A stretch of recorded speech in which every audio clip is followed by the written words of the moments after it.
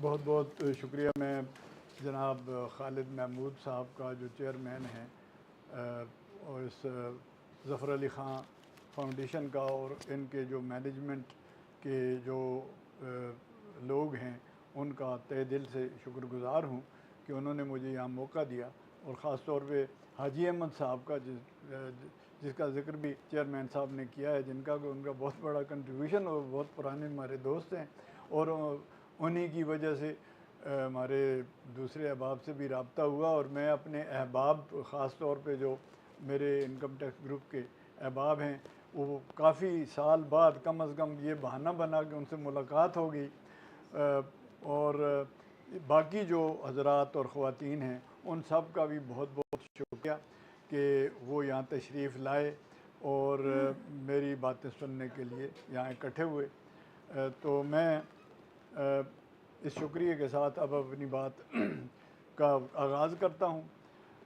ये जो मौजू है, वो किताब जिसमें मैंने लिखी है अमेरिका से शाया हुई, Sufi physics and Sufi cosmology, और ये है creation of universe in the light of science and philosophical spirituality और कॉस्मोस एंड द यूनिवर्स। तो ये सारे इंटीग्रेटेड हैं। तो ये किताब जो है ये पूरी मेरी ज़िंदगी का, यानी जब मैं स्कूल कॉलेज में था उस वक्त से ये क्वेश्चन जो मेरे जहन में आते थे कि ये कायनात कैसे आई, खुदा है या नहीं है, कौन है, हम कौन हैं, मैं कौन हूँ, वगैरह वगैरह। तो ये सारी उम्र का ये सफ़र है और सारी उम्र की ये तजस्सुस की कहानी है जिसमें मुझे रिसर्च करनी पड़ी, बहुत ज़्यादा पढ़ना पड़ा। अगरचे मैं सरकारी काम भी करता था लेकिन साथ ये तजस्सुस उसी तरह ताज़ा और बरकरार रहा। तो अब ये जो किताब मैंने लिखी है ये सारी रिसर्च बुक है। इसमें मैंने अपनी तरफ से कोई बात नहीं लिखी और इस पर मैंने कोशिश की कि ये वेस्ट को और हमारा जो दानिश्वर तबका जो नया जवान है, वेस्टर्नाइज्ड है, वो और वेस्ट इसको बायस्ड ना समझे कि मैंने किसी ख़ास पर्पज़ के लिए अपने अक़ीदे को शुरू पे बुनियाद रख के तो मैंने ये किताब लिखी है। इसलिए मैंने अपनी किताब में हज़रत का लफ्ज़ इस्तेमाल नहीं किया, पीस बी उपान हिम का लफ्ज़ भी इस्तेमाल नहीं किया, और दूसरे आई का लफ्ज़ इसमें नहीं है कि I believe, I understand, this is my view, ये आपको नहीं मिलेगा। वो सारा रिसर्च वर्क है और ये 260-261 सफ़े की किताब है। लेकिन इसमें फुट नोट्स समेत कोई 800 के करीब रेफरेंसेस और साइटेशंस हैं दूसरे राइटर्स और अथॉरिटीज़ के, जिसमें फ़िज़िक्स के और फ़िलासफ़ी के, बायोलॉजी के, साइकोलॉजी के, सोशियोलॉजी के, मिस्टिसिज्म के, सूफिज़म के, रिलीजियस स्कॉलर्स के, तो ये सारे उसमें हवाले हैं। बीच में कुछ आयात का भी बीच में हैं और अहादीस हैं, लेकिन वो मैंने ऐसे नहीं किया कि मैंने ज़बरदस्ती को सेड़ी हैं ताकि वो फेथ को मैं प्रोजेक्ट करूं। वो कुदरती तौर पे आ गई हैं और होना भी यही चाहिए। हमारे जो मुसलमान scholars generally, not all, generally जो मुझे किताबें पढ़ने को मिली हैं वो इस तरह करते हैं कि पहले अपने फेथ को की बुनियाद पे आगे चलते हैं और फिर बीच में चाहे कितनी काम की बात करें, कितनी लॉजिकल, कितनी साइंटिफिक, कितनी फ़िलोसॉफ़िकल भी हो, तो लोग जहन में तासुर ये पैदा होता है कि ये तो जी शुरू ही इसने बिलीफ पे किया है तो उसको ये बायस्ड है। तो लिहाजा तरीका ये होना चाहिए, क्योंकि हमें कोई एहसास कमतरी या इन्फीरियरिटी कॉम्प्लेक्स नहीं होना चाहिए। We should be confident if you believe that there is god and prophet Mohammad is the last prophet and he is अल इंसानुल कामिल, द परफेक्ट मैन। तो फिर उससे रिलेटेड जितनी चीज़ें हैं, you don't have to be too worry के जी सिर्फ उसमें आपको वरी तब करनी है जब आपका नॉलेज ना हो। यू मस्ट रिसर्च, और रिसर्च का ही फुकदान है पाकिस्तान में इन पर्टिकुलर और मुसलमानों में इन जनरल। और अल्लामा इकबाल ने भी, वो भी चूँकि लाहौर में ही आखिरी सालों में रहे हैं और उनका बहुत बड़ा मैसेज है और रिकन्स्ट्रक्शन उन्होंने जो की है उन्होंने भी यही मैसेज दिया है और उसी को मैं उस मैसेज को आगे बढ़ाया कि science, what is science? Science का इल्म खुदा की बनाई हुई हर चीज़ या तख्लीक का इल्म है, दैट इज़ साइंस। वो कोई अलग चीज़ तो नहीं है ना किसी और खुदा की या कहीं और से आ गई। वो खुदा की बनाई हुई चीज़, उसके सिस्टम्स, उसके कमालात, उसके सिफ़ात का इल्म है। तो हाउ कैन यू से कि साइंस जो है वो फेथ से या उसके कलाम से या उसके जो उसने मैसेज दिया है उससे वो इन कॉन्फ्लिक्ट है। ये आज भी मुझे एक स्टूडेंट बता रहे थे, मैं दुबिस्तान इकबाल में बात हुई तो वहाँ एक स्टूडेंट ने बाद में मुझे बताया कि जी वो उनके एक कॉलेज में, मैं नाम नहीं लेना चाहता, कि वहाँ तो ये तय हुआ है डिस्कशन कि साइंस अलग चीज़ है, रूहानियत और मज़हब अलग चीज़ है। तो अब भाई खुदा की बनाई हुई मखलूक, उसका और उसके कलाम का कैसे तसादुम हो सकता है? ये किसी और खुदा का, then you believe some other god कि ये कोई और फिनोमिना है, ये किसी और खुदा का, या ये खुद ब खुद जो रैंडम तरीके से कायनात पैदा हो गई है और खुदा जो है वो और इधर से मैसेज भेजा जाए। तो ये इस बुनियाद पे मैंने ये किताब लिखी, क्योंकि मैं भी डाउट्स में मुब्तला रहा और उस डाउट्स का मुझे फ़ायदा ये हुआ। फ़िलासफ़ी बिगिन्स विद डाउट, और फिर ये वंडर पे, अगर ये चलती रहे तो वंडर पे ख़त्म होती है, तहय्युर पे। तो अभी मैं वो एक ये कुरान की आयत सुनी, उसकी किरत, तो ज़ाहिर है कि किरत बाज़ बहुत ही अच्छी करते हैं लोग। उससे मुझे वो जो इस किताब के फुट नोट में मैंने लिखा है, किसी स्कॉलर को मैंने कोट किया है कि भाई कुरान जो है वो कहते हैं जी सारा कुछ कुरान में मौजूद है, ये भी मौजूद है, वो भी मौजूद है, जो उसको अता पता ही कोई नहीं। भाई आप डू यू नो अरबिक? फिर आप उस दौर के अरबिक को जानते हैं, उस पर आपको वूर हासिल है, फिर आपको दूसरे उलूम का इल्म है, वैसे ही गप मारते हैं बिलीफ की बुनियाद पर। भाई इतना ही काफ़ी है कुरान का कि बढ़ाई का, कि उसकी जब तलावत होती, जो उसको जो पढ़ा जाता है सारी दुनिया में इर्रिस्पेक्टिव ऑफ लैंग्वेज, किसी भी मुल्क में किसी भी लैंग्वेज में लोग पढ़ते हैं। मेरे जो दादे परदादे, नाने दादियाँ थी, आई बिलोंग टू एबटाबाद, वो अनपढ़ थी, but they could read Quran. वो अपने तौर पे वो, यानी हम उन पे हंसते भी थे बाद में कभी कभार, कि वो अपने तौर पे वो कुरान पढ़ते थे। They never went to school. मौलवी से भी वो गालबन उस वक्त वो ऐसे ही थे। और वो जो अनपढ़ थे वो बाद में पढ़े लिखों को कुरान पढ़ाते थे, तर्जुमे से नहीं, वैसे पढ़ाते थे। This is the magic of this कलाम। और फिर जो उसको बग़ैर मानी के लोग सुनते हैं किरत और मुतासर होते हैं एवरीवेयर इन द वर्ल्ड। कोई उसमें ये नहीं कि ये अरबी में या फ़ारसी में या मुसलमान, इवन नॉन मुस्लिम भी बाज़ दफ़ा उसको सुन के तो वो थोड़े इम्प्रेस होते हैं। अच्छा, अब उसमें मकसद ये है कि ये और हुज़ूर सल्लल्लाहु अलैहि वसल्लम का नाम इतनी बार लिया जाता है, इतना उसके उनके नाम के लिए सारी दुनिया में उनसे ज़्यादा, उनके नाम से ज़्यादा नाम नहीं रखे गए, उनसे ज़्यादा किसी का ज़िक्र नहीं है, उनसे ज़्यादा कोई रूहानी तौर पे और सेकुलर रूलर के तौर पे पावरफुल नहीं था। But what a simple life, के आखिर में 4 दिरहम निकले, वो भी बांट दिए। तो मकसद कहने का ये है कि वो इन चीज़ों को देखें, उनकी लाइफ को, उनकी सीरत को। महज उससे अकीदत से और इन चीज़ों से वो अपने आप को, तो ये आप अपने दरमियान मुसलमानों में तो ठीक है, लेकिन आप जदीद दौर के तकाज़ों से हरगिज़ हम आहंग नहीं हो सकते। हुज़ूर सल्लल्लाहु अलैहि वसल्लम ने फरमाया, अभी मैंने अपनी किताब में भी लिखा है कि स्कॉलर के पेन की जो स्याही है वो शहीद के खून से ज़्यादा मुक़द्दस है।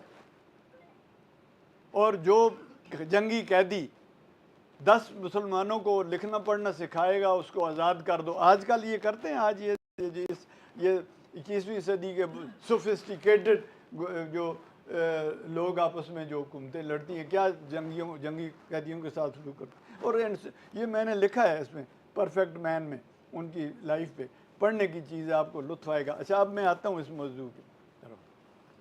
दूसरा जो मैंने नात सुनी ज़फ़र अली ख़ान साहब की कि वो दुनिया तुम ही तो हो, ये जो यानी आपके लिए बनाई गई दुनिया, ये उसको बताऊंगा कि why prophet Mohammad is the cause of universe, why man is the cause of universe, और वाई तौहीद इज़ अ साइंटिफिक कॉन्सेप्ट। ये मैं इस किताब में मुझे जो इतनी मेहनत करनी पड़ी, और it has been taken very well in the west. तो अभी मैं कराची से भी इसको छपवा रहा हूँ। तो इसमें, और दूसरा मुझे अक्सर लोग पूछेंगे सूफ़ी कॉस्मोलॉजी, सूफ़ी कॉस्मोलॉजी तो कोई एस्ट्रोलॉजी नज़र आती है कि सूफ़ी तो जी वो रब्बानियत है। It is not like that. मैं किसी मसलक की यहाँ पे तबलीग हरगिज़ नहीं कर रहा, किसी फ़िरके की हरगिज़ नहीं। मैंने जो कुछ पढ़ा, रिसर्च किया, मैंने मुख्तलिफ़ डिसिप्लिन ऑफ नॉलेज पढ़ के जो मैंने रिसर्च की, मैं वो आपको पेश कर रहा हूँ। जो मुझे ये कंक्लूजन लगे, यू मे नॉट एग्री, और it may not be my view, लेकिन ये है। अच्छा, अब तख्लीक़ कायनात के बारे में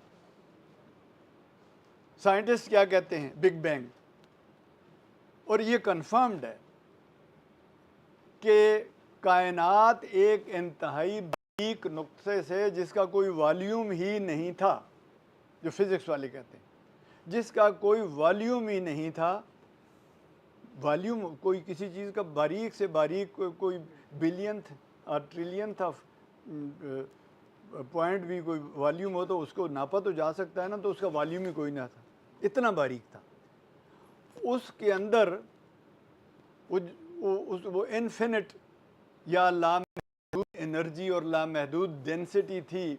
तो वो जब फटा तो ये कायनात फैलती चली गई और कायनात बनी। मकसद ये था कि उस इंतहाई बारीक नुक्ते में कायनात का, पूरी सारी कायनात का मटेरियल था। अब दूसरी तरफ सूफ़ी क्या कहते हैं? सूफ़ी कहते हैं, वो मुस्लिम साइंटिस्ट भी कहते हैं, फ़ाराबी, इब्न सीना, प्लोटिनस वगैरह से, या ग्रीक फ़िलासफ़ी जो लिए, कि जी वो कहते हैं जी वो फ़लाँ की नकल है, फ़लाँ की वो हिंदू मिस्टिसिज्म की नकल है, वो ग्रीक फ़िलासफ़ी नकल है, वो प्लोटिनस, वो वही होती रहे ना। वो तो उन्होंने भी तो कोई उलूम अल्लाह ताला ने कुछ सिर्फ आप पे तो नहीं उतारे, तो उन्होंने उनसे भी लिया है, तो दैट्स गुड। लेकिन उन्होंने आगे उसको बढ़ाया है। तो आगे जो सूफ़ी फ़िलासफ़र्स थे, उन्होंने इसको ज़्यादा बेहतर तरीके से वो किया है। पर्टिकुलरली इमाम हुसैन की जो मिरातुल आरिफ़ीन है, एक लेटर या एक एड्रेस टू हिज सन इमाम ज़ैनुल आबिदीन, जिसको मिरातुल आरिफ़ीन का नाम दिया गया, और ये बाज़ार में उर्दू तर्जुमा उसका मिलता है। मैंने वो चेक किया, बहुत सारे तर्जुमे के, कहीं टेक्स्ट में कोई फ़र्क तो नहीं, तो वो कोई फ़र्क नहीं था। और मुझे एक इंग्लिश की ट्रांसलेशन मिल गई बड़ी लकीली, काफ़ी साल पहले। वो ज़रा ट्रस्ट लंदन से शाया हुई, कोई डॉक्टर हसन अस्करी थे, बहुत बड़े स्कॉलर, उन्होंने शाया की और उन्होंने प्रूव किया कि ये हज़रत इमाम हुसैन ही किया, जो सीना बसीना चली आती रही due to the fear of persecution. वो उस वक्त नहीं छपी कि वो जितने जी बादशाह थे, बनो उमैया, बनो अब्बास, और बाद में चूँकि उनको तो नहीं सूट करती थी कि जी ये पॉपुलर लोग आ जाएं और ये हमारा तख्ता कहीं उलटने की वो ना करें। देयरफॉर वो बहाने ढूंढते थे कि देखो ये क्या लिखती है, ये क्या लिखती है, समझ नहीं आती, तो वो परसिक्यूट करते। इसलिए वो सदरुद्दीन कौनवी, जलालुद्दीन रूमी के जो हम असर थे, उन्होंने शाया करवाई। बहरहाल उन्होंने, you will be surprised and must be surprised, और ये you will not find it in any book anywhere in the world, अल्लाह के फजल से। बहुत सारी बातें जो इस किताब में, वो आपको कहीं दुनिया में किसी एक सिंगल बुक में नहीं मिलेंगी। तो उन्होंने, वो मैंने इसमें लिखा है इमाम Hussain on origin of universe, उन्होंने भी वो नुक्ते की बात की। हज़रत अली ने सबसे पहले कि ये कायनात जो है नुक्ते का फैलाव है, तो उन्होंने वो नुक्ते पे, मैं भी आता हूँ उसमें, ये बिग बैंग वाला नुक्ता और सूफियों का नुक्ता। अब ये तो नुक्ते वाली बात है। अब ये जो है, इससे पहले क्या था? बिग बैंग से पहले, क्रिएशन ऑफ यूनिवर्स से पहले क्या हालात थे? नुक्ते से पहले, या जो हदीस है कि अल्लाह ताला कायनात की तख्लीक से पहले क्या कर रहा था, तो उसका जवाब ये था, हुज़ूर सल्लल्लाहु अलैहि वसल्लम ने फरमाया कि अल अमा में था। और अभी इसका तर्जुमा क्या कर रहे हैं? वो क्लाउड्स में था। ओ भाई, ये कोई बात बनती है? अल्लाह ताला बादलों में था, ये नहीं भाई इधर उधर बादलों में गिरा हुआ था और इसका मतलब वो लिमिटेड था। इसका मतलब अल अमा का अल्लामा इकबाल ने, शहाबुद्दीन सुहरावर्दी और दूसरे सूफिया के हवाले से, अल्लामा इकबाल ने अपनी किताब the development of metaphysics in Persia, जो पीएचडी का उनका थीसिस है, उसमें वो लिखते हैं कि अल अमा in modern phraseology would mean blindness. जिसको ब्लाइंडनेस, ये हमारे वाली नहीं, ब्लाइंडनेस का मतलब ये है कि जिसमें मैनिफेस्टेशन ना हो, ज़हूर ना हो, ऐसी स्टेट जिसमें कोई ज़हूर ना हो, complete stillness, ocean of darkness, बहर जुल्मात जिसे सूफी कहते हैं, गैबुल वयूब, वराउल वरा, आहदियत, unseen of the unseen, indeterminate of indeterminate. और दूसरी तरफ साइंटिस्ट क्या कहते हैं जी, बिग बैंग से पहले क्या था?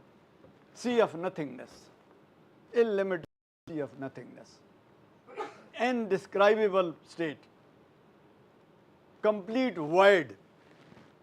दोनों ठीक कहते, ये कहते हैं नहीं, ये दोनों सूफी और साइंटिस्ट एक ही बात कहते हैं ना, प्री यूनिवर्स, यूनिवर्स से पहले। अब यूनिवर्स बिग उस पॉइंट पे आ जाए, ये भी कहते हैं नुक्ता, वो भी कहते हैं नुक्ता। अब सूफी कहते हैं कि वो जो नुक्ता है उसको पहले तो वो जो पहली हालत है वो अहदियत है, उसके बाद वहदत, वो तनज़्ज़ुलात सित्ता जिसे कहते हैं, six descent of God.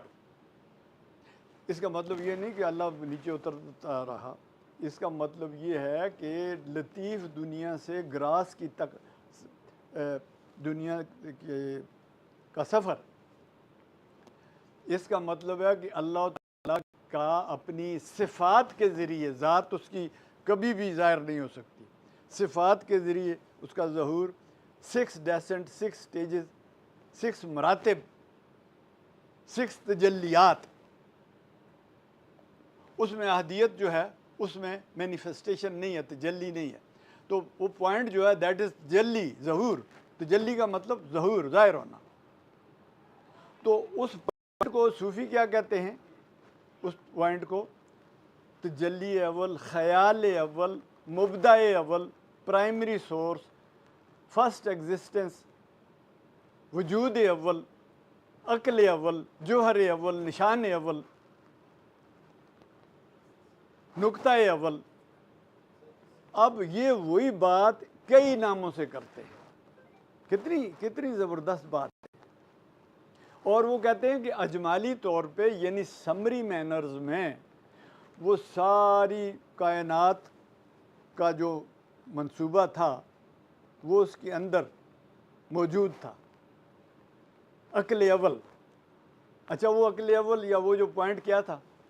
That was the plan, जिसको मैं कहता हूँ, दैट वाज, जो मैं उसे कहता हूँ प्लान ऑफ गॉड, इरादा ऑफ गॉड।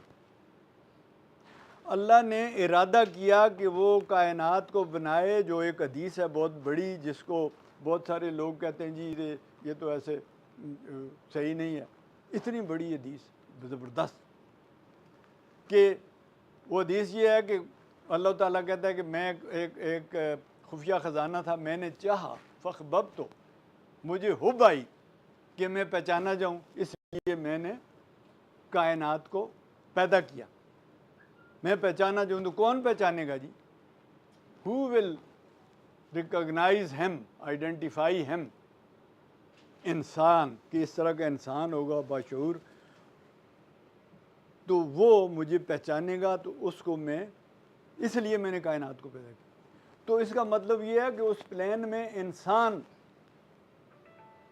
जो था वो लेवल, वो सबसे पहला था उस प्लेन में। तो इसलिए इंसान is the cause of universe. तो इंसान का रोल मॉडल कौन है? क्यों जी? हुजूर सल्लल्लाहु अलैहि वसल्लम। देयरफॉर हुजूर सल्लल्लाहु अलैहि वसल्लम is the cause of universe.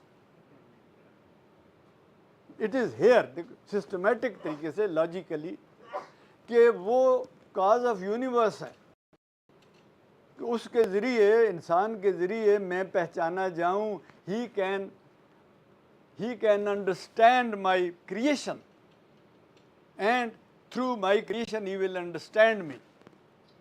अच्छा, अब वो प्लेन है, उस प्लेन के अंदर ये कायनात का सारा, वो सारी चीज़ छुपी हुई थी। ये इसको कहते हैं वहदत। दूसरी स्टेज है सूफियों के यहाँ वाहिदियत, जो एक्सपेंड होके, वो जिस तरह मोहिउद्दीन इब्न अरबी कहते हैं कि जैसे किसी आर्किटेक्ट के जहन में कोई नक्शा होता है, तो उसको जब वो नक्शा बना लेता है, तो दिस इज़ दैट स्टेज। इसमें वो अल हयूला, अल हबा, और ये बहुत सारे अल्फाज वो इस्तेमाल करते हैं जो कि मॉडर्न साइंस से मिलते हैं।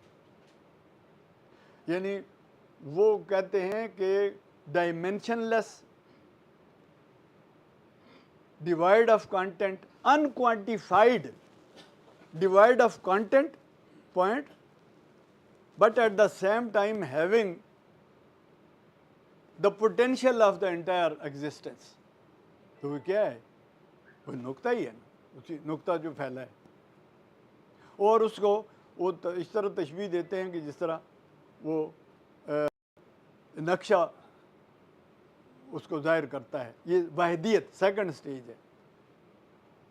और वो कहते हैं कि ये, इसको महसूस नहीं किया जा सकता, इंटेलिजिबल है, लेकिन इसको किसी तरह परखा देखा नहीं जा सकता, एक्सेप्ट कि इसके ट्रेसेस पता चलें। जिस तरह हवा चलती है, पता चलता है हवा चलती है, या जिस तरह रे ऑफ सन जब वो बीच में, तो उसमें पार्टिकल्स जो है डांस कर रहे होते हैं। एग्जैक्टली यही बात उधर साइंटिस्ट में बिग बैंग के बाद वो रेडिएशन में पार्टिकल जो हैं, सब पार्टिकल जो हैं, इलेक्ट्रॉन्स, फोटॉन्स और दूसरे बहुत सारे बेशुमार छोटे छोटे ज़र्रात और प्रोटॉन्स और न्यूट्रॉन, वो in the sea of radiation, वो रेडिएशन इंतहाई शदीद गर्म हालत टेम्परेचर में, वो वहाँ पे बहुत ज़्यादा फ्लक्चुएट कर रहे होते हैं, फिर रहे होते हैं। और तीसरी स्टेज है वाहिदियत के बाद आलम अरवा, द वर्ल्ड ऑफ स्पिरिट्स।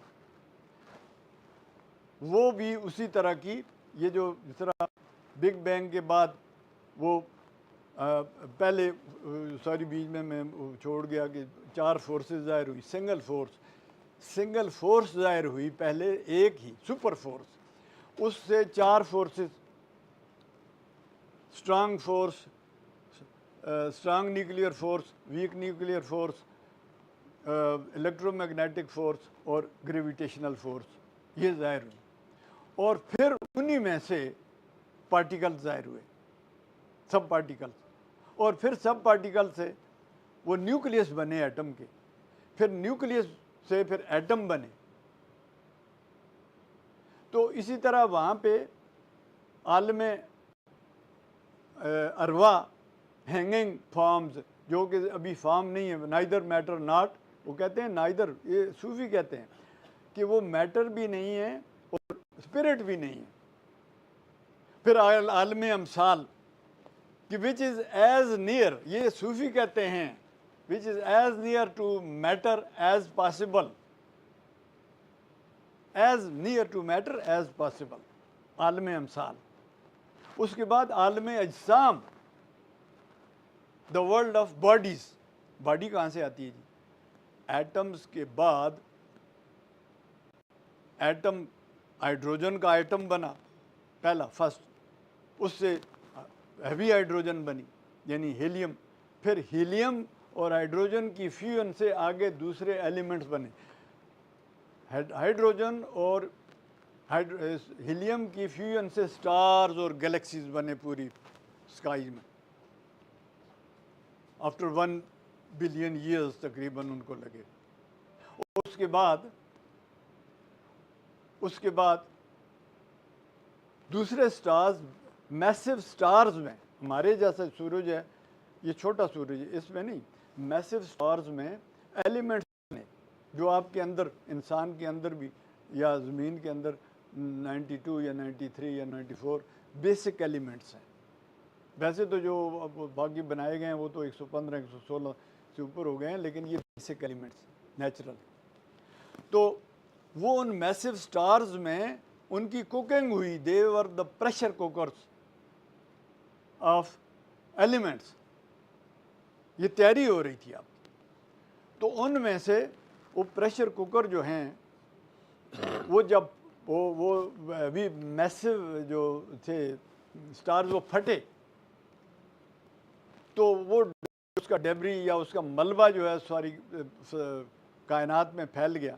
तो वो जब ठंडे होते गए और आप ग्रेविटेशनल अट्रैक्शन से कहीं ना कहीं इकट्ठे हो गए, तो कहीं सूरज बने, सोलर सिस्टम, कहीं प्लैनेट्स बनी, और ये हमारा सूरज जो है वो कोई उसकी 9 अरब साल, बिग बैंग के 9 अरब साल के बाद ज़हूर में आया, और अभी उसके कोई 5 अरब साल, 4 अरब 60 करोड़ साल उसकी उम्र है, और इतनी ही उम्र हमारी ज़मीन की है। तो अब उसमें ये यहाँ तक ये है the world of bodies. World of bodies में सूफ़ी शुमार करते हैं प्लांट्स को भी, एनिमल्स को भी, अप टू मैन, और आखिर में ज़हूर हुआ इंसान का। तो अब सूफ़ी यहाँ पे बीच में मैं एक जगह पे बिल्कुल इब्तदाई हालत में, जलालुद्दीन रूमी इब्तदाई हालत में कहते हैं, इब्तदाई हालत का, कि 7,000 साल गुदम दर मतार हम चू ज़र्राते हवा बे इख्तियार, कि मैं हज़ारों लाखों साल ऐसे लरज़ता रहा जैसे कि डस्ट पार्टिकल्स हवा में लरज़ते हैं, टू एंड फ्रो, आगे पीछे इस तरह। ये तर्जुमा किया है खलीफा अब्दुल हकीम ने अपनी किताब मेटाफिज़िक्स ऑफ रूमी में। अच्छा, ये जब मैंने ये पढ़ा तो फ़ौरन उसका आइडेंटिकल मुझे, वो फिज़िसिस्ट है, स्ट्रिंग थ्योरिस्ट ग्रीन ब्रायन, उसने बहुत आला किताब लिखी है स्ट्रिंग थ्योरी पे। वो कहता है कि the elementary particles of universe, यानी सबसे इंतहाई इब्तदाई जो पार्टिकल्स हैं यूनिवर्स के, they are like infinitely thin rubber bands. वो इंतहाई इन्फिनिटली थिन रबर बैंड या रबर के रेशे की तरह हैं, vibrating to and fro. To and fro लिखा है खलीफा अब्दुल हकीम ने। अब खलीफा अब्दुल हकीम को तो कोई अता पता नहीं था उस वक्त, फिज़िक्स का तो था भी नहीं, और क्वांटम फिज़िक्स का, और उसने किधर ये ग्रीन ब्रायन की किताब पढ़ी, या ग्रीन ब्रायन ने किधर वो पढ़ी खलीफा अब्दुल हकीम। दोनों के टू एंड फ्रो वाला एग्जैक्टली मिलते हैं। तो मैं हज़ारों साल रहा इंसान ही बीच में हर जगह शामिल था, क्योंकि मकसद तो उसी को आगे ले जाना था। अच्छा, अब आ जाते हैं जी प्लांट्स पे। प्लांट्स पे जलालुद्दीन रूमी क्या कहते हैं? अच्छा सॉरी, इससे पहले वो ग्रेविटेशनल फोर्स के बारे में बहुत ही आला अशार लिखे हैं जलालुद्दीन रूमी, अल्लामा इकबाल ने अपनी किताब में भी लिखे हैं, उसको मैं स्किप करता हूँ। अब एवोल्यूशन पे, थ्योरी ऑफ एवोल्यूशन पे, थ्योरी ऑफ एवोल्यूशन का ये था कि वो कॉन्फ्रेंस हुई एक इसमें शायद कैलिफोर्निया यूनिवर्सिटी में, जब डार्विन की किताब छपी ओरिजिन ऑफ स्पेशीज़, तो उसके 1 साल या 1.5 साल बाद वो वहाँ पे किताब छपी और उस नहीं वहाँ पे एक कॉन्फ्रेंस हुई और उसमें एक आर्टिकल पढ़ा गया कि ये जो डार्विन है ये क्रिश्चियंस को ये और हमें गुमराह कर रहा है, ये मोहम्मदन थ्योरी ऑफ एवोल्यूशन का प्रचार कर रहा है। वो क्यों कहा उन्होंने? इसलिए कि उससे पहले बाज़ लोग इब्न खल्दून का भी कहते हैं, लेकिन मैंने पढ़ा नहीं उसका, इब्न मस्क्वै हाजिज इब्न मस्क्वै ने एग्जैक्टली वो बात लिखी कई 100 साल पहले, एग्जैक्टली वो अल्लामा इकबाल ने अपनी किताब में उसका ट्रांसलेशन की है। उसके बाद इब्न तुफैल, उसके बाद जलालुद्दीन रूमी को तो कहते हैं एंटिसिपेटर ऑफ डार्विनिज्म। वो कहते हैं कि आमदा अव्वल बाकलीम जमात, ये अल्लामा इकबाल ने अपनी रिकन्स्ट्रक्शन में भी इसका तर्जुमा किया कि मैं सबसे पहले जमादात इनएनिमेट मैटर से मैं अपीयर हुआ और उसके बाद फिर मैं जमादात से नबातात में अपीयर हुआ, प्लांट्स में, प्लांट किंगडम। अकलीम, अकलीम का मतलब है किंगडम, और डार्विन ने भी लफ्ज़ किंगडम इस्तेमाल किया है। इट डजंट मीन कि डार्विन ने उधर से ले लिया। ये देखें ना, ये होती है बसीरत कि आमदा अव्वल बाकलीम जमात वल जमादी दर नबाती उफ्ताद, फिर मैं जमादात से नबातात, और आगे उनकी वो काफ़ी सारे अशार हैं, उसमें मैंने उसका तर्जुमा लिखा है और अल्लामा इकबाल ने भी लिखा है कि नबातात से फिर मैं हैवानात की शक्ल में ज़ाहिर हुआ, हैवानात से फिर मुझे अक्ल अता की गई तो मैं इंसान की शक्ल में ज़ाहिर, और फिर मैं आगे यानी खलीफा बनने के काबिल हो गया। एक दूसरी जगह वो कहते हैं कि मैं जब था इसमें इनएनिमेट मैटर में जब मैं कंप्लीट हुआ, यानी जब मैं मुकम्मल हुआ इनएनिमेट मैटर में, इंसान में, तो फिर मेरी डेथ हुई और फिर मैं रीअपीयर हुआ प्लांट्स में, प्लांट की बेशुमार शक्लों में, फूलों में और दरख्तों में। और फिर जब मैं वहाँ पे मेरी तकमील हुई और मेरी डेथ हुई तो फिर मैं एनिमल में ज़ाहिर हुआ और बेशुमार शक्लों में ज़ाहिर हुआ। फिर वहाँ की मेरी जब तकमील हुई तो फिर मेरी डेथ हुई और मैं इंसान की शक्ल में ज़ाहिर हुआ। अब जब मेरी डेथ होगी इंसान की शक्ल में तो मैं क्यों घबराऊँ? Why are you afraid?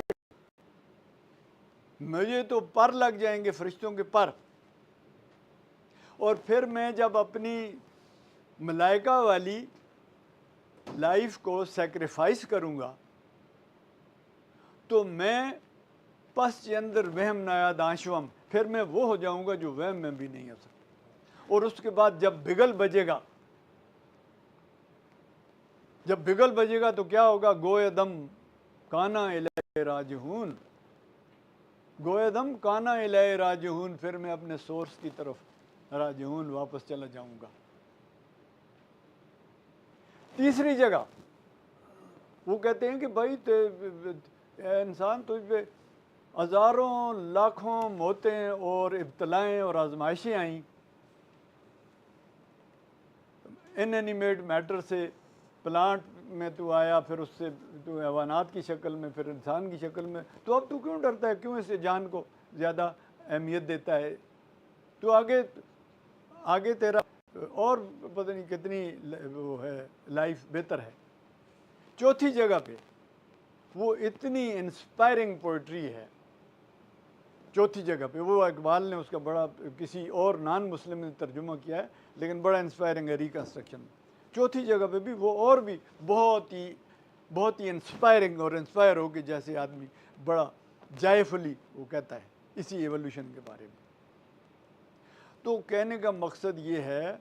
अच्छा, इसी तरह अब कुरान की मैं कोई आयत का हवाला देता हूँ जो एक तो बहुत बड़ी जो कुरान की आयत कि अनकरीब इन लोगों को हम अपनी निशानियाँ ख़ुद उनके नफ्सों में, अनफास में और कायनात में दिखाएंगे, यहाँ तक कि उन पे वाज़े हो जाएगा कि ये हक़ है।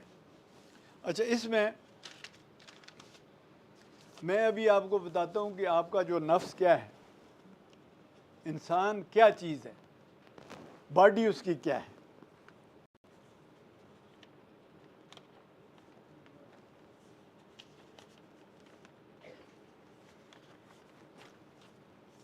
अच्छा, पहले आप ब्रेन की तरफ आए। ये 3 पाउंड की छोटी सी कायनात, अब बीच में वो रह गया जो कायनात मिनी यूनिवर्स, माइक्रोकास्म और मैक्रोकास्म का हज़रत इमाम हुसैन ने सबसे पहले लफ्ज़ इस्तेमाल किया, और नुक्ते का फैलाव का उन्होंने किस तरीके से, एक और तरीके से भी कायनात की तख्लीकी तशरीह की, वो मैं बाद में आता हूँ। पहले ये कि ये क्यों माइक्रोकास्म है, क्या ये कायनात है इंसान? इतनी बड़ी कायनात में, इतनी बड़ी, जिसमें इसके कोई वक़्त नहीं है, एक डस्ट पार्टिकल से भी कम है, और उसके ऊपर इंसान जो है वो जरसूमा सा है। ये प्लैनेट का वो एक डस्ट पार्टिकल है, तो इसके ऊपर जरसूमा है। लेकिन इसके बावजूद ये 3 पाउंड की कायनात है कि नहीं? 3 पाउंड है आप इसका मोर और लेस दिमाग का जो हमारा वज़न है। तो इसमें 100 बिलियन न्यूरॉन्स हैं, 100 billion neurons with 1000 billion other support cells, 100 billion neurons with 100,000 other support cells, और जो कनेक्ट करते हैं 500 ट्रिलियन पॉइंट्स को। 500 ट्रिलियन, ट्रिलियन कितना होता है जी? बाय द वे, अभी मैंने दुबिस्तान इकबाल में भी पूछा जी, हाँ खरब। और जनाब यही तो गलत फहमी है ना, वही अंग्रेज़ी की जो अखबार हमारे हैं वो भी खरब लिखते हैं उसको, 1 ट्रिलियन को खरब। 1 ट्रिलियन इज़ 10 खरब, 1 ट्रिलियन इज़ 10 खरब। तो ये 500 ट्रिलियन पॉइंट्स दिमाग के, और ये दिमाग जो है आपका, ये इसमें अनलिमिटेड कैपेसिटी है इंफॉर्मेशन की। अब वो कैसे यूटिलाइज हो वो एक अलग बात है।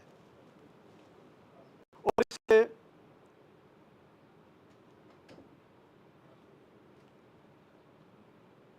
और भी इसमें आगे कुछ वो कभी उसको मैं अभी, ये खुद ही अपने आप को रीबिल्ड भी करता है, रीवायर भी करता है, करेक्ट भी करता है, और सेल्फ जनरेटिंग कंप्यूटर है। अच्छा, अब आई जो है आँख आपकी, वो नेचुरल सिलेक्शन ऑफ एवोल्यूशन में उसकी एक्सप्लेनेशन नहीं मिलती। तो उसका जो आपका रेटिना है, सिर्फ रेटिना, आँख का सिर्फ रेटिना, उसमें 1 करोड़ 20 लाख रॉड सेल्स हैं, रॉड सेल्स, और 60 लाख कौन सेल्स हैं, कौन, और उसमें 9 करोड़ 66 लाख फोटो रिसेप्टर है। अच्छा, अब आप अपनी बॉडी की तरफ आए। आपका जो बॉडी है, एडल्ट बॉडी इंसान की, एडल्ट की, वो एक वो बेबी से बनने से पहले क्या जाइगोट होता है ना जी, मेल और फीमेल का ओवम और स्पर्म की यूनियन, उसको जाइगोट कहते हैं। वो एक डाट होता है, बहुत छोटा डाट, वो मल्टीप्लाई करता जाता है, और वो 100 ट्रिलियन सेल आपके बनते हैं एडल्ट में, 100 ट्रिलियन सेल, यानी 1000 खरब। तो अब उस 1000 खरब में हर सेल में डीएनए है, हर सेल में डीएनए है। और डीएनए क्या है? डीएनए इज़ अ बुक, और उस बुक में, वो जो डीएनए है, उस बुक में कितने हर्फ हैं, लेटर्स? उर्दू में कितने, 31-32 हर्फ है ना जी, और अंग्रेज़ी में 26 लेटर्स हैं। तो डीएनए के आपके अंदर जो डीएनए है, उसमें के अंदर हैं 6.4 बिलियन लेटर्स, 3.2 बिलियन मदर से, 3.2 बिलियन फादर से।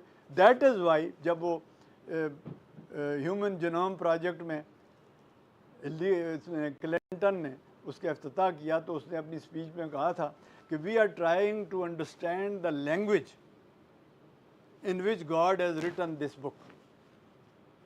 ठीक है जी। अच्छा, अब वो जो 100 ट्रिलियन सेल में हर एक में वो डीएनए है जिसमें 6.4 बिलियन लेटर हर एक में है। अच्छा, अब इसको अगर आप स्ट्रेच करें डीएनए को, वो एक डीएनए को स्ट्रेच करें तो वो 6 फुट बनता है।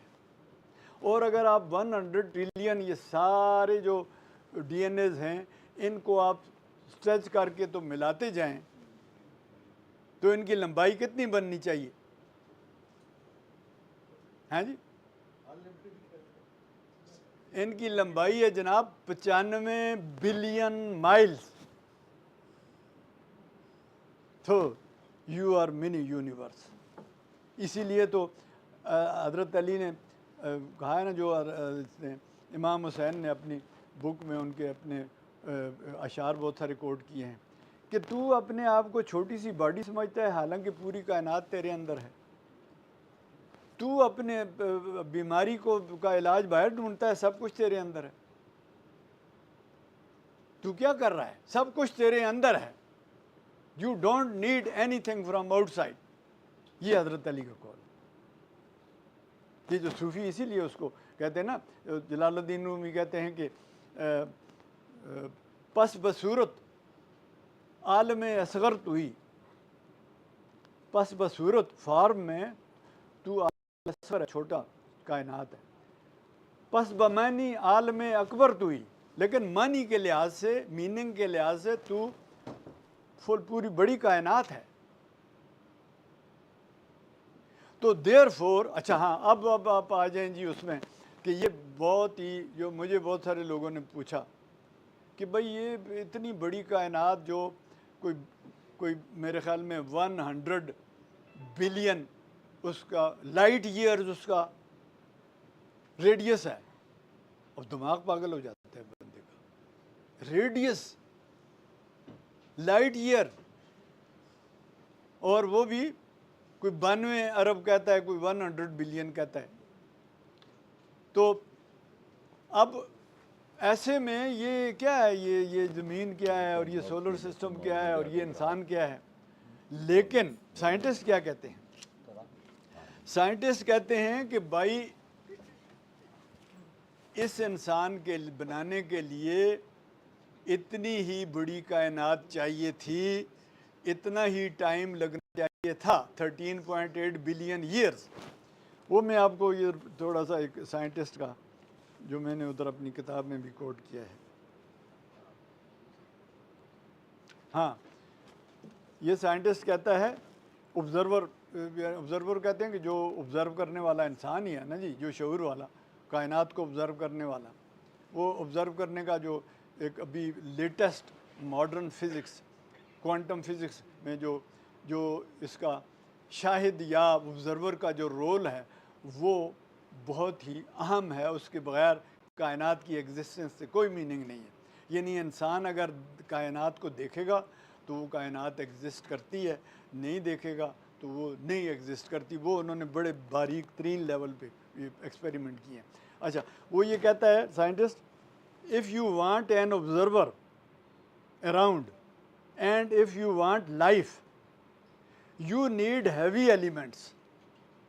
अगर आपको ऑब्ज़र्वर या इंसान है चाहिए तो फिर आपको हैवी एलिमेंट्स चाहिए। ये जो 92-93 जो हमारे जिस्म में मौजूद हैं ज़मीन की वजह से। और to make elements out of hydrogen, hydrogen ही से सारे एलिमेंट्स बने हैं ना जी। To make elements out of hydrogen you need thermonuclear combustion. Hydrogen से एलिमेंट बनाने के लिए आपको थर्मोन्यूक्लियर कंबस्शन की ज़रूरत है। टू हैव थर्मोन्यूक्लियर कंबस्शन, यानी वो जो प्रोसेस है उसका, you need a time of cooking in a star of several billion years. तो उस कंबशन के लिए आपको कई बिलियन साल की उम्र का आकिल तो नहीं, बालिग स्टार चाहिए, स्टारा हैवी, जिसमें वो एलिमेंट्स कुक हो सकें और तैयार हो सकें, इतने बिलियन ईयर्स उसकी उम्र हो। In order to stretch out its several billion years in time dimension, universe must be several years across in space dimension. तो अगर वो इतनी बड़ी उम्र का होगा, 9 अरब साल उसकी होगी, तो 9 अरब साल उसकी उम्र में, उतनी उम्र में कायनात भी उतनी फैलेगी, तो ये बात बनेगी नहीं। तो उसकी जो स्पेस में डायमेंशन या फासला है वो भी उसी लिहाज से उतना ही होना चाहिए जितना कि है 13.8 बिलियन। तो आगे वो पूछता है कि why is the universe as big as it is, तो ये कायनात इतनी बड़ी क्यों है जितनी कि है। आगे जवाब देता है because we are in it, we are here. ठीक है जी। तो अब इसी तरह और बहुत सारे वो हैं, काफ़ी सारे साइंटिस्ट के, फिर साइकोलॉजिस्ट के, फिर इंटर रिलेटेडनेस मैंने पूरे चैप्टर 2 लिखे हैं। एक तो ह्यूमन साइकोलॉजी, ह्यूमन सेल्फ पे, और दूसरा inter connectedness of human self and psyche with the universe.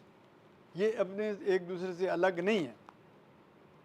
और यानी वो कायनात में अब फिर बिग बैंग पॉइंट पे, वहदत के नुक्ते पे जाएं, उस प्लान पे जाएं, गॉड के प्लान पे जाएं, जिसमें इंसान वाज द फर्स्ट प्रायोरिटी, कि इसको हम इंसान पैदा करेंगे, ऐसा बंदा जो कि हमें पहचान सके, जो हमारी कायनात को देख के, उसके मेरे कमालात को देख के, ज़र्रे एटम से लेके ये सारी कायनात को, और फिर उसको, उस फोर्सेस को अपनी उसमें फेवर में यूटिलाइज़ करके उसको कंकर करे।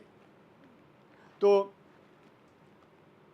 वो सारा प्रोसेस उस पर हुआ है। और जब वो फाइनल में आया है, यानी परफेक्ट मैन, जो सही में, जो एक्चुअली परफेक्ट मैन है, बाकी आप सारे मर्द औरतें जो हैं वो हम पोटेंशियल परफेक्ट मैन है, but he is the actual perfect man. हमारे अंदर पोटेंशियलिटी है लेकिन वो लिमिटेड है।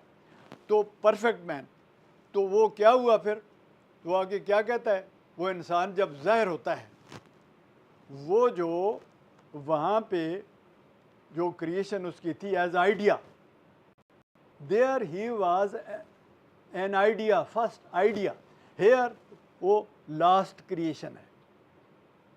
उसके बाद वो आगे क्रिएशन उस तरह नहीं बढ़, वो लास्ट क्रिएशन है।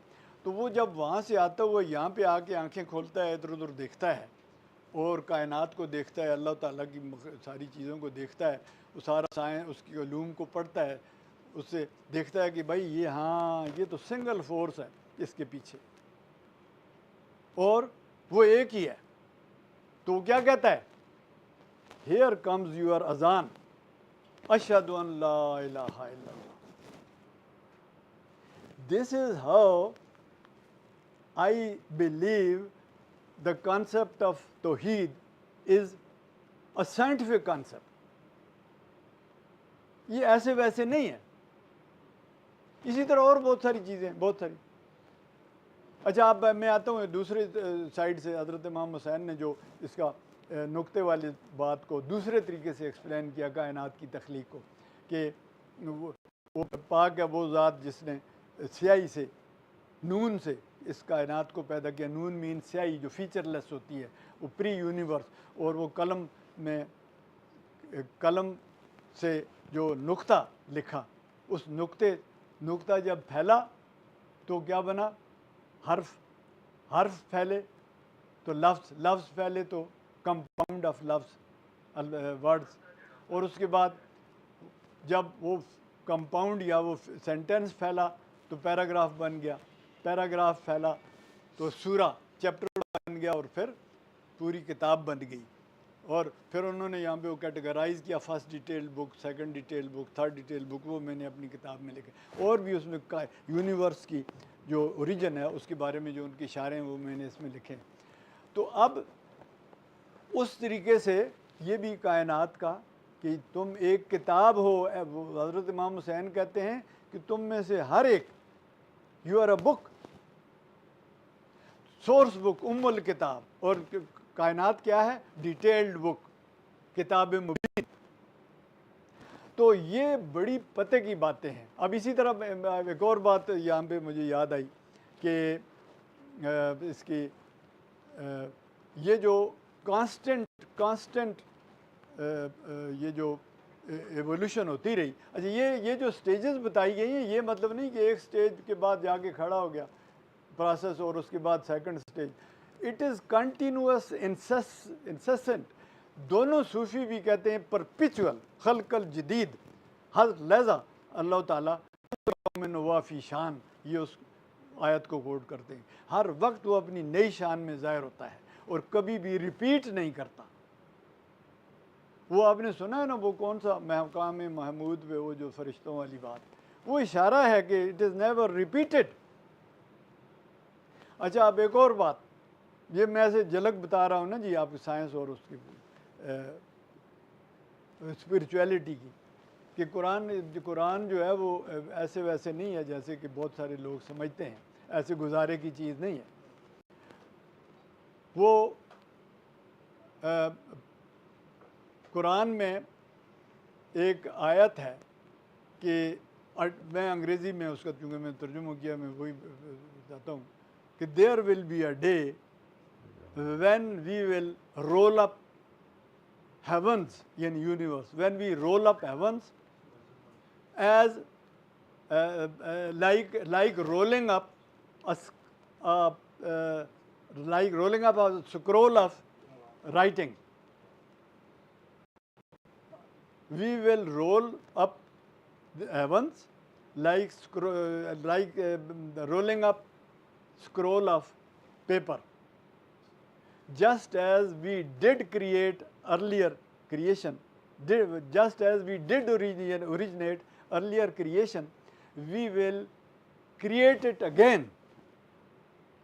अच्छा, अब जो साइंटिस्ट ये कहते हैं कि ये कायनात फ्लैट है और ये अनलिमिटेड इन्फिनिट टाइम में तक ये फैलती चली जाएगी। अल्टीमेटली क्या होगा कि ये इवन जो एटम्स हैं वो भी ब्रेक कर जाएंगे और सब कुछ तबाह हो जाएगा और बिल्कुल खला हो जाएगा।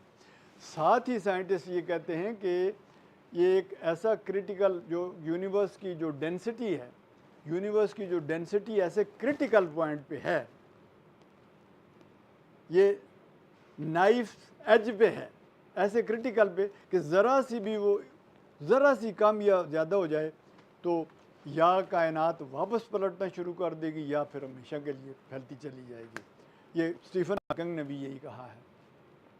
तो इसका मतलब ये है कि देयर इज़ अ पॉसिबिलिटी कि कायनात जो है रिकोलैप्स करना शुरू करे। अच्छा, अब ये कोई 5 मई को डॉन अखबार में मैंने एक ख़बर पढ़ी जिसमें ये लिखा था कि साइंटिस्ट अमेरिका में, नासा साइंटिस्ट ने ये ऑब्ज़र्व किया है कि कोई after 5 to 6 billion years of the big bang कायनात की स्पीड स्लो हो रही है। कायनात की स्पीड स्लो हो रही है। पहले तो कह रहे थे बहुत तेज़ी से फैलती चली जाएगी और ये बार इसी तरह ख़त्म हो जाएगी।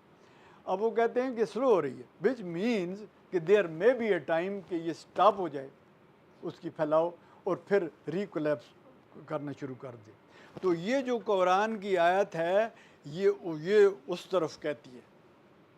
और आई बिलीव, पहले ही मैं समझ रहा था, लेकिन ये जब खबर छपी डॉन में रिसेंटली, ये 5 मई को है, तो वो फिर मैंने इसको पर्टिकुलरली नोट किया। और उसमें है कि we did originate earlier creation, we will recreate it. अब ये बिग बैंग का जो एक और थ्योरी है कि big bang, there might have been many big bangs,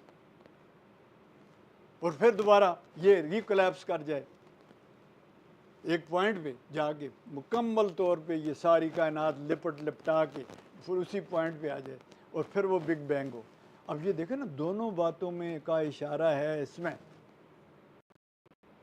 इसी तरह ये इसने दाराशिको ने, ये मुझे प्रोफेसर ने कहा कि जी आई वॉज सरप्राइज जो किताब पढ़ी कि ये आपने जो लिखा कि दाराशिको बड़ा ब्रिलियंट आदमी था, सूफी था, स्कॉलर था।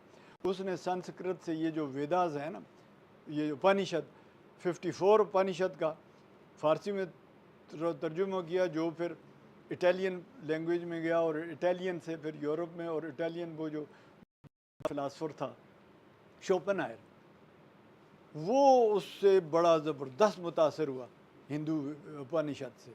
अच्छा, इसने बहुत सारी किताबें लिखी, तो एक किताब पता नहीं सफ़ीनत लोलिया या इस तरह की, उसकी पर्शियन ट्रांसलेशन मैंने पढ़ी। उससे पहले कई साल पहले, मैनी ईयर्स बैक, मैंने उसका वो मजमुल बहरैन, वो जो कुरान की आयत का वो वर्ड उसने लिया है, तो वो किताब उसकी मजमुल बहरैन है, उसकी किताब दाराशिको की। उसकी मैंने हिंदी उर्दू ट्रांसलेशन पढ़ी, बहुत पुरानी सी थी।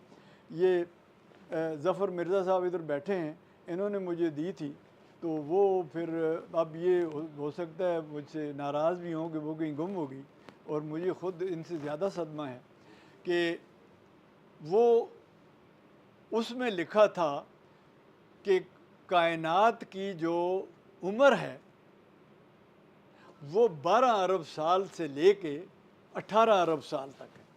Can you believe it? अच्छा, मैंने उसमें इस किताब में ये लिखा, उसने कुरान की आयत कोट की है कि हमारा एक दिन जो है, एक जगह लिखा है 50,000 साल का, एक जगह पे लिखा है 10,000 साल का है। तो वो मैंने अपनी किताब में उसको कैलकुलेट किया कि 50,000 ज़रब 10,000 और ज़रब 365 एक साल का बराबर को, इस तरह से वो कोई 18 अरब बनता है। तो ये होती है बसीरत। ये जो अननोन जजीरे हैं आपके, इनको आपने प्रोब नहीं किया। अच्छा, फिर इसमें एक हदीस है कि मेरा जो गज़ब है ना, मेरी रहमत मेरे गज़ब पे हावी है। My mercy has precedence over my wrath. अब ये क्या बात हुई यार, ये तो कोई ऐसे बात बनने वाली नहीं। मेरा जी गज़ब, अल्लाह ताला का गज़ब की गुस्से में आ जाता है। अब इधर साइंस में देखें, जब मैंने उसमें वो ये पढ़ा कि जी ये बहुत ज़्यादा फ्लक्चुएशन होती हैं, ट्रिलियंथ ऑफ अ सेकंड में, ट्रिलियंथ ये जो particles and anti particles emerge हो रहे हैं हर वक्त और होते रहे थे, जिसको क्वांटम फ्लक्चुएशन कहते हैं मॉडर्न फिज़िक्स में। उसमें वो बिलियंस एंड ट्रिलियंस की फॉर्म में आते हैं। वो एक दूसरे को पॉजिटिव और नेगेटिव होते हैं, एक दूसरे को एनाइलेट करते हैं, टकराव होता है और ख़त्म, तबाह हो जाते हैं, एक दूसरे को तबाह करते हैं। लेकिन 1 अरब पेयर्स में से एक जो है वो बच जाता है, एक पार्टिकल, और उससे ये सारी कायनात बनी है। अब मेरा फ़ौरन उस हदीस की तरफ रुझान गया कि वो जो यानी मेरी रहमत मेरे गज़ब पे हावी है, वरना वो डिस्ट्रॉय है ना जी, फिर there will be no universe. That is why ये कायनात जो है वो मेरी रहमत उसे घेरे हुए है। तो this is how you can interpret. और भी बहुत सारी हैं। मैंने उसकी ये साइकोलॉजी का भी एक जो इसने C.J. योंग ने और इसने कहा है सिगमंड फ्राइड ने कि अनकॉन्शियस माइंड, जिसको सूफ़ी क्लींजिंग ऑफ सेल्फ कहते हैं, और जो साइकोलॉजिस्ट है वो उसको कि जी अवेयरनेस, कि आप अपने जो अंदर जो आपका बहुत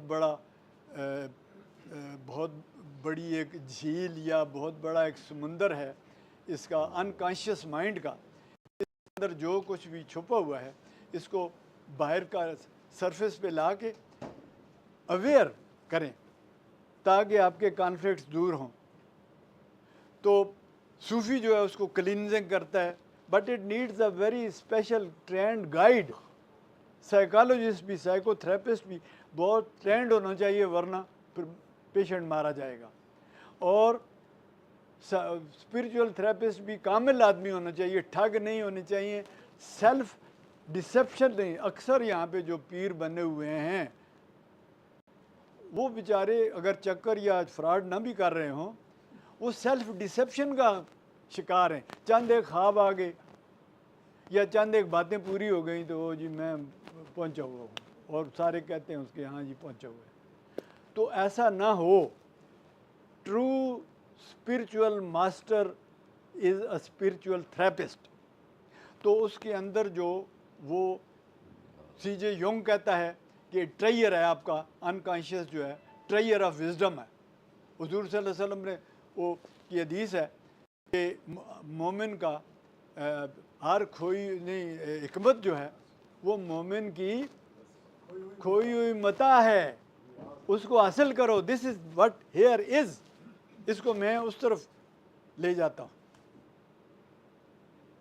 तो ये इस तरह, और इसमें वो जी रूहानियत जो है वो उधर की चीज़ है और वो खुदा कोई और है, और ये कुरान की जो ये कुछ और है। कुरान की जो मेजॉरिटी आयात हैं, अहादीस जो मेजॉरिटी है वो आम लोगों के लिए वो है, लेकिन जो उसमें जो बहुत गहराई वाली बातें हैं वो लोगों को हर एक को समझ नहीं आती। हाँ, लेकिन इसमें ये हरगिज़ नहीं, सूफ़ी भी ये कहते हैं कि जो लिटरल मीनिंग है कुरान का उसको वो कभी रद्द नहीं करते, और ना रद्द करना चाहिए। इफ़ अ मैन अंडरस्टैंड और उससे एक हासिल करता है कोई बात लिटरल मीनिंग से ही, उसका फेथ जहाँ पे है तो ठीक है, इट्स एब्सोल्युटली ऑल राइट। उसको पंगा नहीं लेना चाहिए, ना साइंस में, ना फलसफे में, ना साइकोलॉजी में, दे आर ऑल राइट। लेकिन बीच में ये जो मेरे मुखातिब वो लोग हैं जो ज़्यादा पढ़े लिखे लोग हैं, जो मॉडर्न किस्म के एनवायरनमेंट में देखते हैं, सोचते हैं, साइंस और टेक्नोलॉजी और ये मगरब से मरूब होते हैं, तो ये वो मेरे मुखातिब हैं। दूसरी बात कि ये जो सूफ़ी या स्पिरिचुअलिस्ट या religion in general and spirituality in particular, ये क्या करते हैं? रिलीजन आपको जिस तरह बच्चा अपने जिस तरह वालिदैन अपने बच्चे को ट्रेन करते हैं, पहले शुरू में ट्रेन करते हैं, ख़ुद का उसको उठना बैठना खाना पीना चलना फिरना बातचीत सिखाते हैं, फिर स्कूल में भेजते हैं, वहाँ ट्रेन होती है, फिर सोसाइटी में। इसी तरह ये एक तरह से ये एक वो ट्रेनिंग है कि आपकी रिलीजन जो है आपको लाइन हाज़िर करता है, ऑर्गेनाइज करता है, खड़े हो लाइन में, ऐसे करो ऐसे ना करो, ये सज़ा है ये जज़ा है, डूइंग फॉर गुड। वो आपकी माशरे की बेहतरी के लिए डोंट्स एंड डोज और वो जज़ा सज़ा का निज़ाम करता है। तो और वो कि आपके जो एनिमल इंस्टिंक्ट हैं, since you are a man, आपको एक शऊर मिला और अब आप बालिग हो गए शऊरी तौर पे इंसानियत, तो अब आपको ये आपकी जो का इंसान है वो इट शुड डोमिनेट योर अमल। तो ह्यूमैनिटी को आप वो लाता है, रिलीजन इन जनरल और स्पिरिचुअलिटी इन पर्टिकुलर, वो आपके अंदर के इंसान को ऊपर ला के तो आपके एनिमैलिटी को डोमिनेट उससे नीचे लाना चाहती है ताकि ह्यूमैनिटी डोमिनेट करे। यही बात इंटरनेशनल लेवल की है। अब वो कहते तो हैं जी ये सूफ़ी या मिस्टिक्स या ये सारे बड़े पीसफुल होते हैं, यूनिवर्सल ब्रदरहुड के कायल हैं, पीस के, अमन के, मोहब्बत के, लेकिन अमली तौर पे तो वो मेजॉरिटी उनकी हुकूमतों की वो animal instinct is dominating internationally, animality is dominating humanity. अब ये जो साइंटिज़म है, जिसको साइंटिज़म एक टर्म जिसमें बहुत सारे लोगों ने, जिसमें हुसैन नसर भी है, विलियम चिटक भी है और बहुत सारे साइंटिस्ट भी हैं, साइंटिज़म का मतलब सिर्फ साइंस, ठीक है जी, आप फिज़िक्स आपने पढ़ ली, बायोलॉजी पढ़ ली, केमिस्ट्री पढ़ ली, आपने तरक्की की, आपने परसूट ऑफ हैप्पीनेस, जिस तरह अमेरिका में है परसूट ऑफ हैप्पीनेस के लिए, गुड लाइफ के लिए आप वो कर रहे हैं, और आप तरक्की कर रहे हैं, और आप इस सोलर सिस्टम को आपने कंकर कर लिया, फिर आप इंटर गैलेक्टिक और इंटरस्टेलर और इंटर गैलेक्टिक सतह पे भी आप पहुंच गए। बट क्या हुआ उसमें? Animal instinct is still with you, जो वो any time you can destroy each other. Animality वो रोबोटिक किस्म को आपको इंसान बना देगी। तो वो जो प्योर साइंस के ज़रिए तरक्की है वो डेंजरस है। अब क्या हुआ, 2 आलमी जंगें लड़ी गईं जिसमें 4 करोड़ या 4.5 करोड़ एक जंग में, और कोई 2.5 करोड़ के लगभग दूसरी जंग में लोग मारे गए, और हिरोशिमा पे 2 एटम बम बचाए गए जानवरों की तरह, जैसे कीड़े मकोड़ों पे तबाह करते। और उसके बाद ये जो जंगें यूरोप, अमेरिका, एशिया में इधर, ये क्या है? Animality dominating humanity. अब ये जो गज़ा में और ये सारा कुछ, ये animals, animality is dominating humanity. तो ये जो स्पिरिचुअलिटी है या रिलीजन अगर वो ये जो रिलीजन को यूज़ करने वाले वो खुद ना एनिमल बन जाएं, तो अदरवाइज़ रिलीजन जो है वो एनिमैलिटी को की बजाय ह्यूमैनिटी को उभारता है, स्पिरिचुअलिटी वो उसकी आपकी इंसानियत को उभारती है। ये दोनों ज़रूरी हैं, साइंस एंड रिलीजन। वो मैंने अपनी किताब में लिखा है कि अल्लामा इकबाल ने कंक्वेस्ट ऑफ नेचर की बात की है, यानी कंक्वेस्ट ऑफ यूनिवर्स वो हमने करनी है, कंक्वेस्ट ऑफ यूनिवर्स, कि चूँकि हमें अल्लाह ताला ने ये सब कुछ शऊर, ये सारे जो तरीक़ाकार हैं हमें बताएं, इंसान तरक्की करता जाता है एंड अल्टीमेटली इट मस्ट कंकर द यूनिवर्स।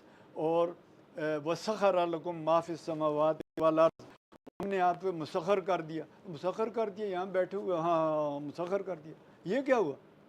ये उसका मतलब ये है कि वो उसने वैसे ही तो नहीं कह दिया कि हमने मुसख़र कर दिया, तुम्हें डोमिनेट कर दिया, उस पर तुम्हें तो उसको तुम्हारे कंट्रोल में दे दिया। नहीं कि अभी जल्दी से आपको मुसलमानों को कंट्रोल में दे दिया, मकसद ये है कि आप तरक्की करेंगे इंसान, तो ये उसके कंट्रोल में है। एक साइंटिस्ट कहता है कि देयर में बी अ डे जब आप ये सूरज के जो मोमेंटम इसको डिस्टर्ब कर दें, ऐसी मशीनें बना ले इंसान, या ये जो डार्क एनर्जी जो बहुत ज़्यादा कंपेल कर रही है, एक्सपेंड कर रही है और तेज़ी से भाग रही है कायनात, इसको न्यूट्रल कर दे और स्पीड उसकी कम हो जाए, वगैरह वगैरह। तो ये मकसद कहने का ये है कि you have come here to conquer the universe. चलो बहुत बड़ी कायनात को नहीं, आप कम अज़ कम इतने जोगे तो हैं ना कि आप ये समझें, इतना समझें कि ये गैलेक्सी जो है, हमारी गैलेक्सी में 100 बिलियन से ज़्यादा स्टार्स हैं। इतनी बड़ी गैलेक्सी है, 1 मिलियन लाइट ईयर्स उसका डायमीटर है। तो ये थोड़ी बड़ी है, इसी में ही अगर आप वो यही आपके लिए अगर बनी है तो ये कितनी बड़ी है, बाकी यूनिवर्स तो है ही है। तो इसलिए ये दोनों चीज़ें ज़रूरी हैं।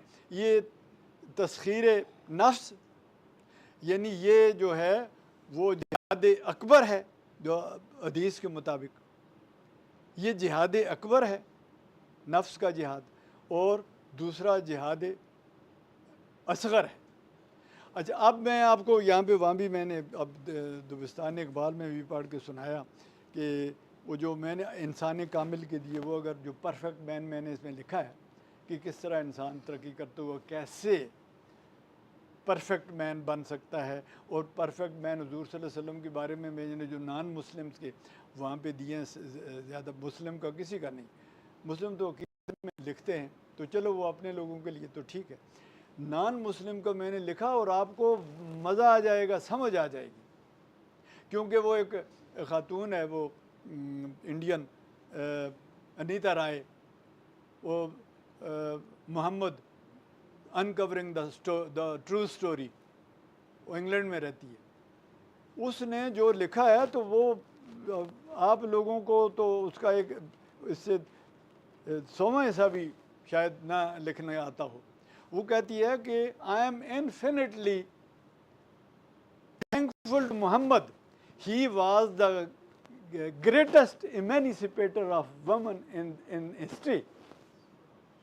और उसने बहुत सारी मिसालें दी हैं इसी तरह। और वो रिफॉर्मर, एक और वो इंडियन वो वाइस चांसलर था, पता नहीं अब है कि नहीं, अब फोत हो गया ये है, उसने किताब उन्हीं हुजूर सल्लल्लाहु अलैहि वसल्लम के वो लिखी है बायोग्राफी पे। वो कहता है रिफॉर्मर एंड जज and law giver and sympathiser of the poor वगैरह वगैरह वगैरह, इतना लंबा कि उसके मुकाबले में आप जो अकीदत से ऐसे जो जोड़ जाड़ के लिखते हैं उसमें बंदे को यकीन ही नहीं आता, ना वो कुछ आता। और वो उसमें ये मैं भी जो इसमें एक छोटा सा वो पढ़ के सुनाता हूँ जी आखिर में, जो इधर सॉरी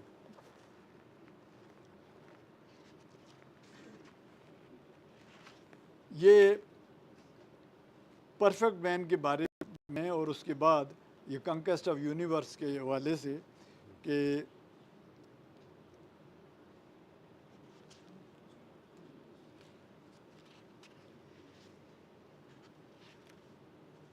ज़रा एक मिनट, हाँ जी,